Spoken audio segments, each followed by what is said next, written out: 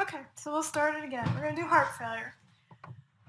Had some change the color of my slides and things disappeared. So we'll try it again.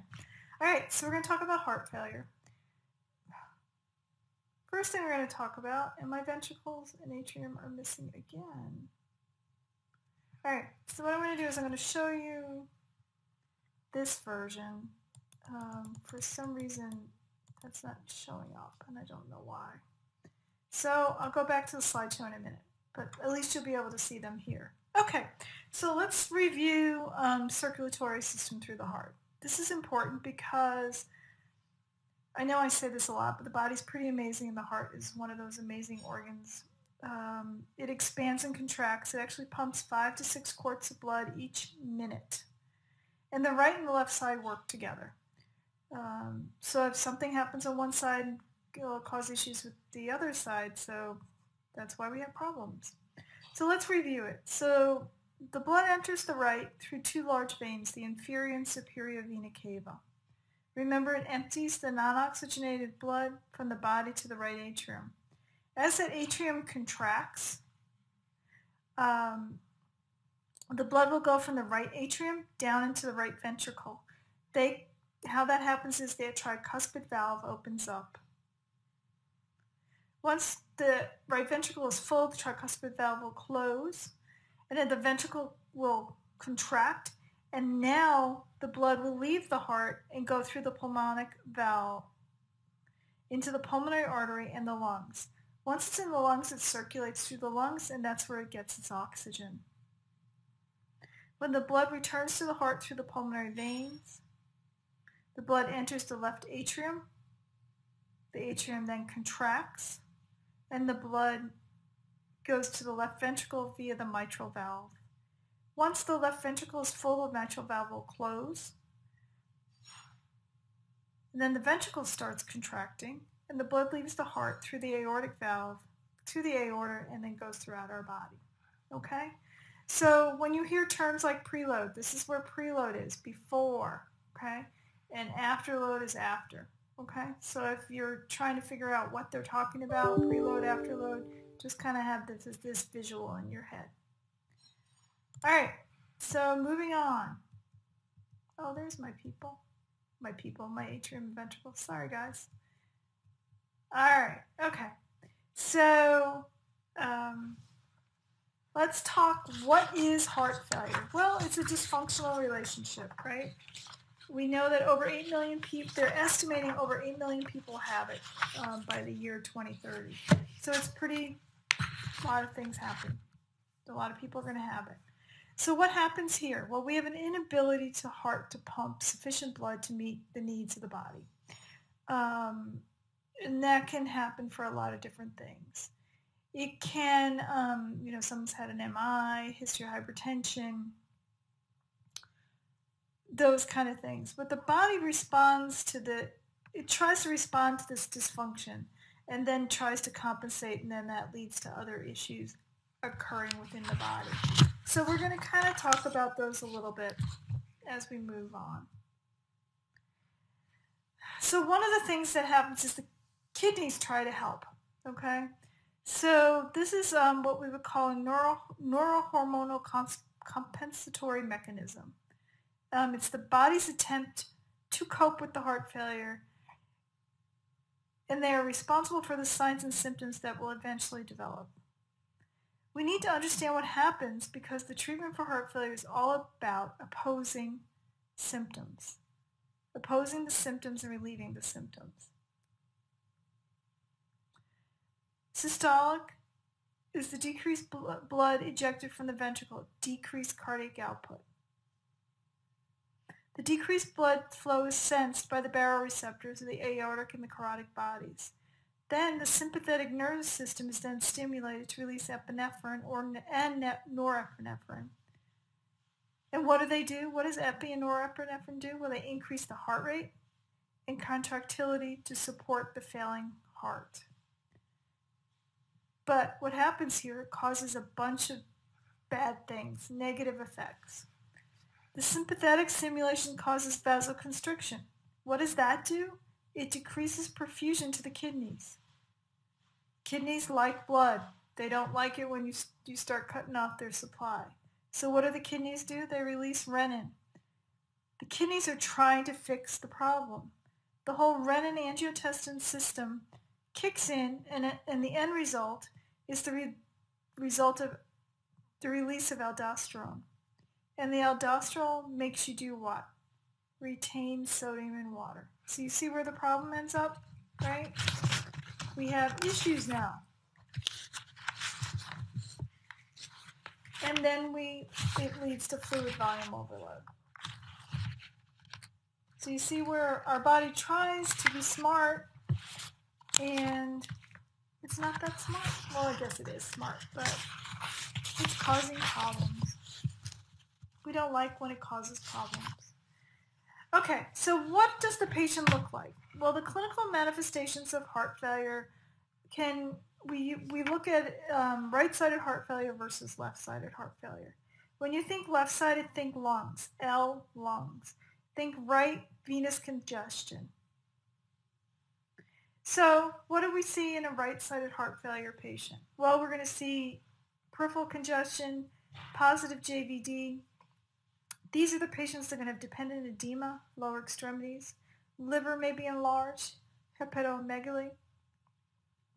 They're going to retain fluid in their belly, known as ascites, and they're going to have an increase in weight.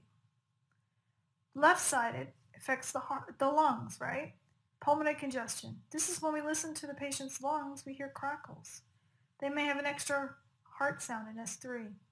They're going to be short of breath on exertion, dyspnea on exertion, orthopnea, shortness of breath when they're laying down, right? They suddenly have to get up. I gotta catch my breath. They can't sleep lying flat in bed. Dry, non-productive cough initially, and then also oliguria. Remember, one of the very first signs of hypoxia is restlessness or agitation and tachycardia. That's an important fact to remember. Remember, a patient with heart failure, their shortness of breath can be set off just by minimal exertion, minimal to moderate activity.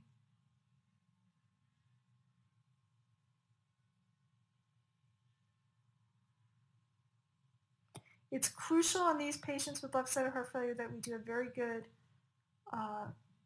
respiratory lung assessment. Crucial, okay? That would be our focused assessment on these patients, right? Now, I did talk about they initially may have a dry, non-productive cough. Now, this dry cough may turn into a pink, frothy sputum when they have an acute exacerbation of or decompensated heart failure. This is a symptom of pulmonary edema when they have this. And that means they are just full-blown, sky-high, full of fluid. And it's not a good thing. So what's the nurse going to focus on? What do we want to focus on as the nurse at the bedside? Well, we're going to focus on assessment, and we look at the nursing diagnosis we have. Activity intolerance. They're fatigued. Why? Decreased cardiac output. That heart is not pumping enough to help support them wanting to move, give their body energy. Excess fluid volume. So we're going to do eyes and nose. We're looking at edema, checking if they've had recent weight gain, those kind of things. Anxiety related to symptoms. Well, that could be a lot of things. They could have anxiety related to they can't breathe, right? Or their feet they feel the size of elephant feet, and what's going on? I'm going to die, kind of thing. They may feel powerlessness. They also may have ineffective family regime. What are potential complications we might see? They could become hypotensive because of poor perfusion. Eventually, extreme cases, they may develop shock, cardiogenic shock. We may see dysrhythmias. They may throw a clot, right? Because think about it. This heart can't pump effectively. Not all that blood is going to leave those ventricles, right? It's going to kind of sit there. What happens when the blood's going to sit there? It can coagulate a bit, right? Form clots, right? So then they could throw a clot. So they could be at risk for a clot, especially if our patient develops like an arrhythmia or dysrhythmia like atrial fib. They could develop pericardial effusion or cardiac tamponade. So what are our goals? What are our plans? Well, if they're having an acute exacerbation, they may be on bed rest because they can't bed rest with the head of the bed elevated, right? Because they don't have enough stamina, or they don't have enough cardiac output to be able to move around. You want to, when they are not having acute exacerbation, you want to encourage regular physical activity, exercise training. And again, this might be a cardiac rehab situation. Pace activities out, especially if they are decompensated and their ejection fraction's real low. Wait about 2 hours after eating for physical activity. Sometimes just the act of eating can cause extreme fatigue, but we want them to have the calories in. So we may have to pace that out and plan our care a little differently. Avoid activities that might be more stressful, like weather, hot, cold, extreme hot and cold, humid weather. We may have to modify activities to conserve energy. Lots of times these patients, you'll see in cardiac rehab, they're only working their arms because that taxes their heart more. So maybe if, limiting activities where they have to raise their arms above the heart, especially if they have low ejection fractions. Positioning, elevate the head of the bed, facilitate breathing, rest and support the arms. Kind of like a tripod position used for COPD patients. For fluid volume excess, we want to assess for symptoms of fluid volume overload. Lungs, looking for edema, ascites, those kind of things. Daily weights are important, monitoring eyes and nose. Diuretic therapy, timing of the meds. Do I want to give it my IV Lasix at 8 o'clock at night? Gosh, no. I want them to rest, right? So we want to make sure we're timing the meds out correctly. And then they probably are going to be on a sodium restriction as well. So what do we want to teach our patients about? Well, their medication regime for sure. That's important. We want to talk to them about their diet and what kind of activities they might need to do, right?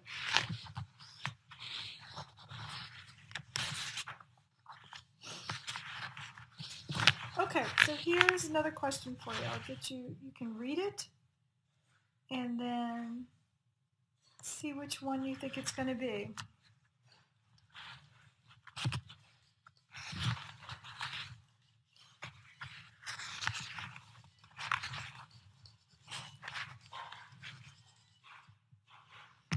Okay, so the answer would be maintains heart rate, blood pressure, respiratory rate, and pulse ox within targeted range.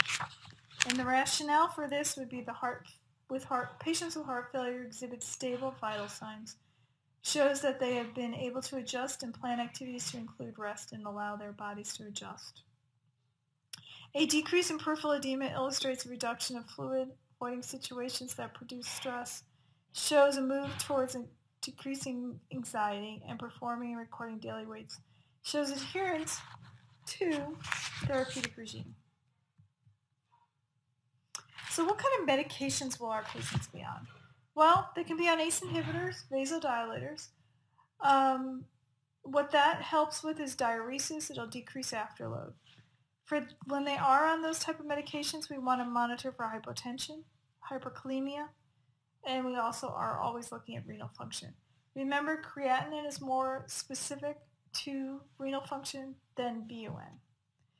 ACE inhibitors, one of the side effects might be a cough, so we want to watch for that as well. If ACE inhibitors can't be used for whatever reason, they may be put in angiotensin II receptor blockers. And then another alternative to ACE inhibitors is hydroxyline or isosorbide dinitrate or Iserdil. Beta blockers will be ordered in addition to ACE inhibitors. But the thing when you put someone on a beta blocker, you may not see the effects of it for several weeks.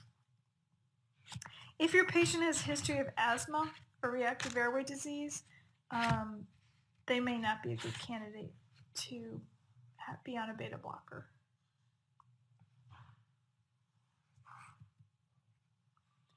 Diuretics are probably the mainstay that we see most often.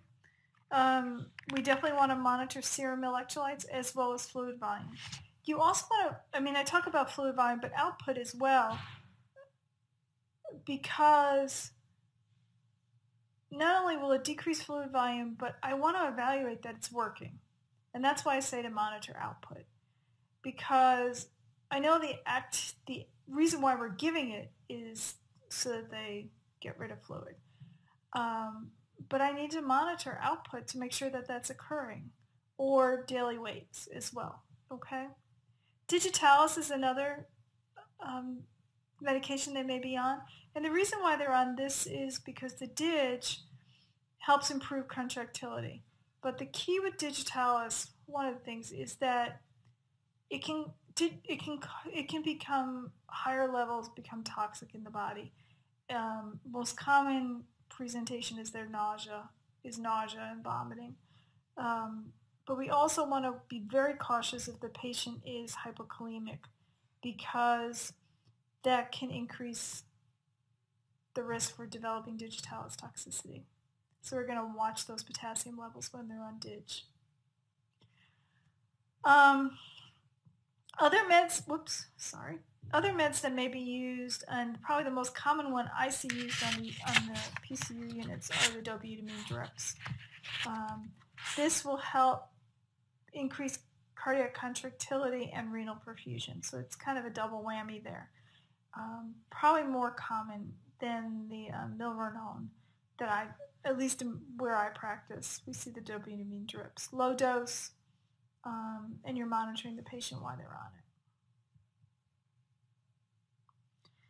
For our geriatric population, again, we're looking at, I think it's pretty common, a lot of these patients, and you're in Gero now, that they tend to sometimes present with real vague symptoms, or maybe very similar symptoms, that you have to rule out a lot of things before you figure it out. But probably one of the atypical ways they may present is with fatigue, weakness, and somnolence. We do have to watch their renal function, because remember, as we get older, the kidneys don't function at that level that they once did. So they may be more resistant to diuretics and more sensitive to volume changes. So we have to watch them pretty closely. And we also want to watch the male patient, because of the enlarged prostate. Here we're giving diuretics, but if their prostate's so enlarged and they can't release the urine, they may develop bladder distension or urinary retention. So we have to watch that as well. And that's, again, another good reason to watch output, right? All right, so here's another question.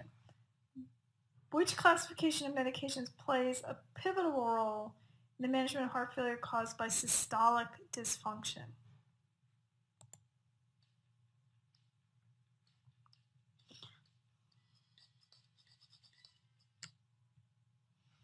And the answer would be ACE inhibitors.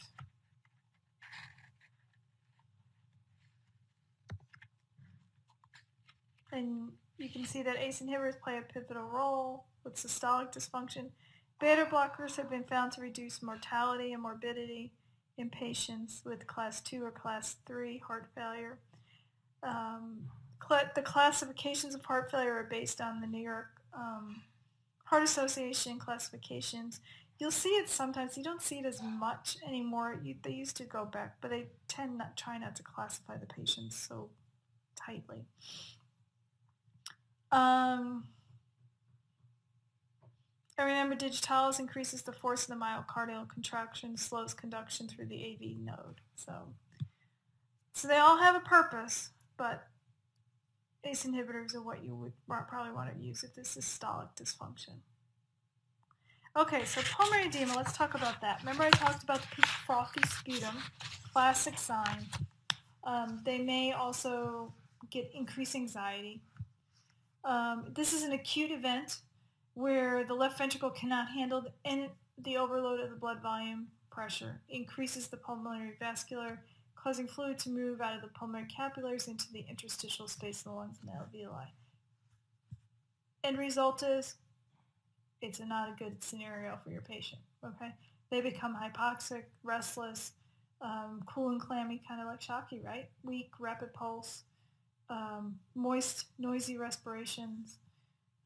You're going to see that frothy, blood-tinged sputum, and you're going to see a decrease in level of consciousness. It is not a good situation for your patient. So how can we deal with it? Well, prevention. We want to recognize symptoms early. That's why I can't stress enough that you check lung sounds frequently. You notice they've had a weight gain. You notice that the patient's just saying, I just don't feel right. I feel something bad's going to happen. Lots of times that's an indicator that something bad's going to happen. They just have like kind of this omen feeling. You want to place the patient upright, dangle their legs, minimize exertion and stress. They're going to need supportive oxygen.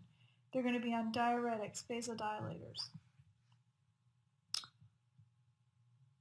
And once you see someone in it one time, you'll never forget it. It's just one of those things that sticks with you. Remember I talked about they have risk to throw clots. Well, some of it has to do with,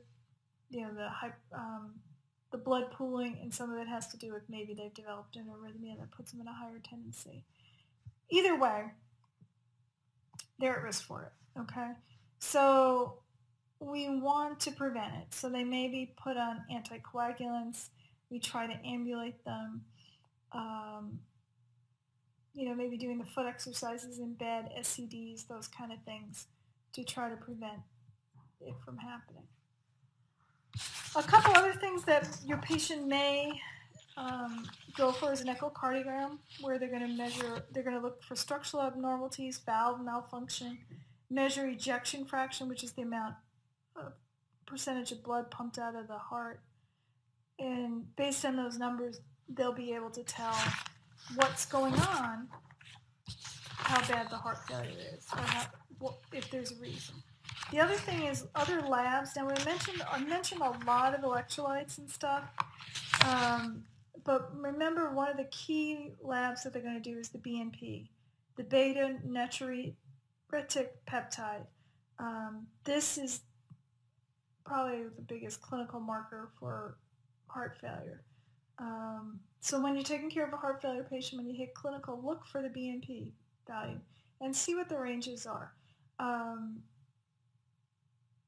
Because I've taken care of patients in the thousands, and that's very high. And it tells them. And actually, the New York Heart Association actually has, it classifies based on BNP levels what level they are. But like I said, I don't see that as much anymore in practice, but it'll happen. Okay. All right. So other things, just in summary, what I want to do for my patient. We know they have decreased cardiac output, so we're going to look for signs of that. Diaphoresis, cool, pale skin, weak, peripheral pulses, restlessness. We're going to talk to them about side effects of their medications that they're on. They may have edema, volume overload, weight gain, so we're going to probably have to support them with oxygen, record daily weights, monitor intake and output. Positioning, bed positioning, most likely on high Fowler's if they're experiencing shortness of breath. Assess breath sounds, heart sounds. If they're on fluid restriction, we'll have to monitor that as well, labs.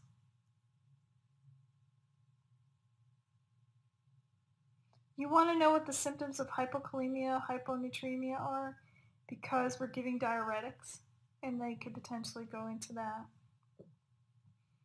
Activity intolerance, encourage the patient to just do some simple exercises at the bedside, use the commode rather than bedpan, so at least they're getting up to that.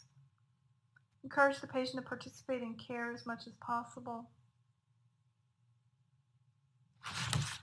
Those are the biggies, I would say, that you want to focus on.